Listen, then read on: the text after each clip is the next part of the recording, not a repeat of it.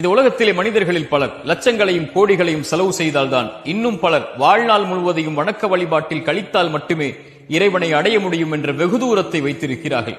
இறைத்தூதருடைய இந்த செய்தி இவர்களுக்கெல்லாம் ஆச்சரியத்தை கொடுக்கும். இறைத்தூதர் சொன்னார்கள், நாளை மறுமையில் ஒரு அடியானை அழைத்து இறைவன் கேட்பான், நான் பசித்திருந்தேன், உணவளிக்கவில்லை நீ. நான் தாகித்திருந்தேன், தாகத்திற்கு தண்ணீரை கொடுக்கவில்லை நீ. நான் நோயிற்றிருந்தேன், ஏன் என்னை நலம் விசாரிக்க வரவில்லை? அந்த அடியான் இறைவனை பார்த்து கேட்பான், இறைவா, நீ பசித்திருந்தாயா, நீ தாகித்திருந்தாயா, நீ நோயிற்றிருந்தாயா? நீதான் இந்த உலகத்தை படைத்த இறைவனாயிற்றே. அந்த அடியானை பார்த்து இறைவன் சொல்லுவான், என் அடியானில் ஒருவன் பசித்திருந்தான், அவனுக்கு உணவை கொடுத்திருந்தால் அங்கே என்னை பெற்றிருப்பாய். அவனுடைய தாகத்திற்கு தண்ணீரை கொடுத்திருந்தால் அங்கே என்னை பெற்றிருப்பாய்.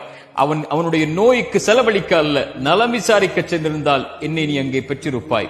இறைத்தூதர் சொன்னார்கள், இந்த உலகத்திலேயே இறைவனுக்கு விருப்பமான செயல்களில் ஒன்று, ஒரு அடியான் சோகத்தில் கஷ்டத்தில் இருக்கும் போது அவனுடைய முகத்தை சிரிப்பால் மாற்றுவது